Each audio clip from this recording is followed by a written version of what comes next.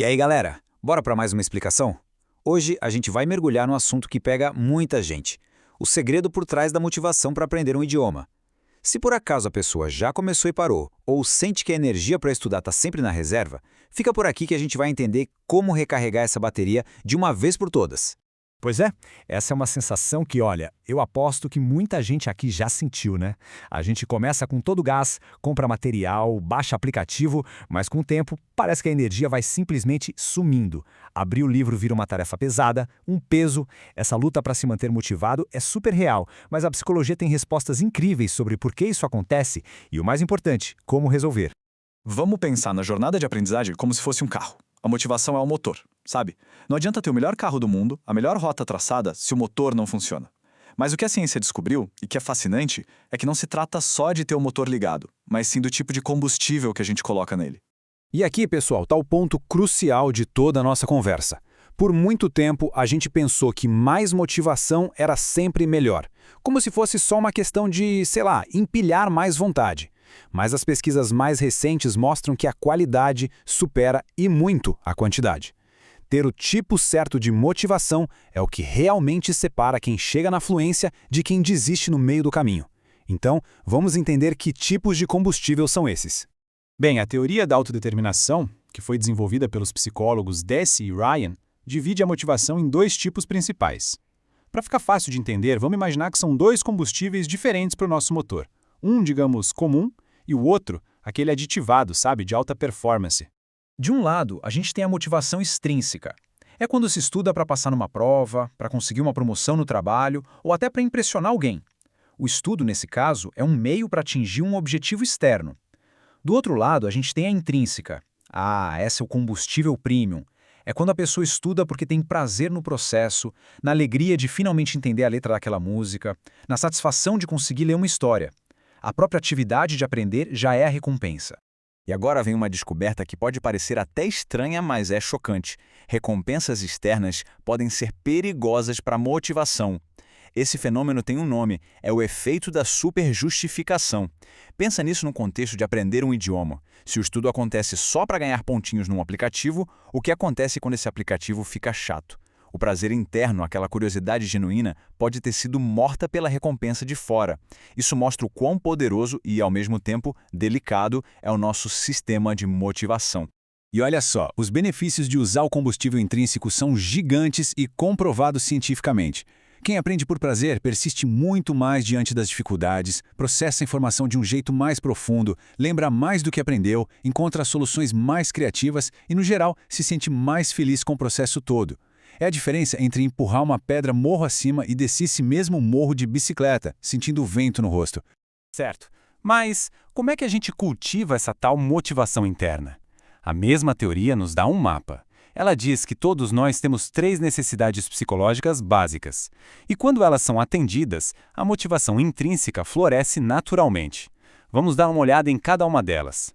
A primeira é autonomia. Pensa bem. Ninguém gosta de se sentir obrigado a nada. Quando a gente tem a liberdade de escolher o que, como e quando estudar, nossa motivação dispara. Se o livro didático tá um saco, troca. Se detesta fazer exercício de gramática, aprenda com música. Assumir o controle do volante não é um luxo, gente. É uma necessidade para manter o motor funcionando a longo prazo.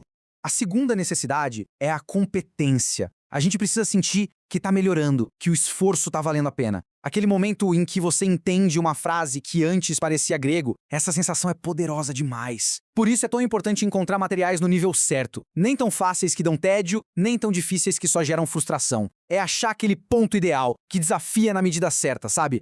E a terceira é a conexão. Aprender um idioma pode ser uma jornada meio solitária às vezes. Encontrar uma comunidade, seja um grupo de estudos online, um parceiro de conversação, ou até mesmo um professor que apoia de verdade, satisfaz nossa necessidade de pertencer a algo. Isso combate o isolamento e dá um fôlego novo para nossa motivação.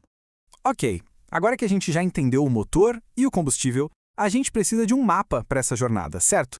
E o melhor mapa que existe foi criado por um linguista genial chamado Stephen Krashen. Ele chama esse mapa de input cativante ou, no termo original, compelling input. A ideia é simples e, ao mesmo tempo, revolucionária. É encontrar conteúdo no idioma que está sendo aprendido que seja tão, mas tão interessante que a pessoa simplesmente esquece que está estudando. O idioma se torna transparente. Ele vira só uma ferramenta para acessar algo que se ama de verdade. Quando isso acontece, a ansiedade vai embora e a aprendizagem se torna quase sem esforço. E criar esse mapa é muito prático. Primeiro passo, fazer uma lista de tudo o que se adora fazer, em português. Hobbies, paixões, interesses, qualquer coisa. Depois, é só procurar o equivalente desse universo no outro idioma. O legal é que não se está começando do zero. A pessoa já é uma especialista no assunto em português. Agora só vai aprender a falar sobre essa paixão em outra língua. Por exemplo, para quem ama games, o que não falta é conteúdo. Dá para assistir a gamers jogando ao vivo, ver análises de lançamentos, participar de fóruns, tudo no idioma-alvo. O vocabulário específico, claro, mas para um gamer é a coisa mais motivadora do mundo. Ou talvez a paixão seja cozinhar. Canais no YouTube e blogs de receitas são um prato cheio, literalmente. O vocabulário é muito concreto, muito visual. Você vê o chefe fazendo whisking, chopping, simmering e aprende as palavras em contexto de um jeito super natural. Para quem é fã de esporte, então, as opções são infinitas. Podcasts, sites de notícias, entrevistas com atletas, o vocabulário esportivo se repete bastante e é sempre dentro de um contexto, o que facilita muito a aquisição. O princípio é sempre o mesmo, transformar o seu hobby na sua aula de inglês. Certo, já temos o motor, o combustível e o mapa. Mas aprender um idioma não é uma corrida de 100 metros rasos, é uma maratona. E em toda maratona, existem aqueles momentos em que o cansaço bate e parece que a gente não está saindo do lugar. São os famosos platôs da aprendizagem. O progresso não é uma linha reta, gente. No começo é mais lento, depois ele dá um salto gigante no nível intermediário e então, nos níveis avançados, ele volta a ficar mais lento. O importante é entender que isso é normal, faz parte do processo. Não é um sinal de que se está falhando. Pelo contrário, é um sinal de que o cérebro está trabalhando nos bastidores, consolidando tudo o que aprendeu para se preparar para o próximo salto.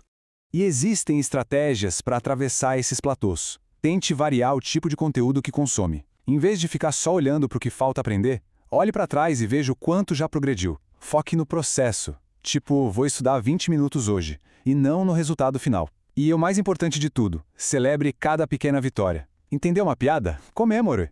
Isso cria uma associação positiva e poderosa com o estudo. A psicóloga Angela Duckworth chama essa capacidade de persistir de grit, que a gente pode traduzir como garra. A pesquisa dela mostra que a garra, muitas vezes, é um previsor de sucesso mais forte que o próprio talento. É ter essa mentalidade de maratonista, manter um ritmo que seja sustentável por um longo período, mesmo quando é difícil, porque se tem um objetivo claro e que faz sentido lá na frente. Isso tudo nos leva à mudança de mentalidade mais poderosa de todas. É parar de se ver como um estudante de inglês e passar a se ver como um usuário de inglês. Pensa só, um estudante estuda para o futuro. Um usuário usa a língua agora, no presente, como a ferramenta para viver, se informar, se divertir. Quando essa chavinha vira, a motivação deixa de ser algo que precisa ser buscado. Ela se torna uma consequência natural de quem se é. Então, a grande questão que fica é essa.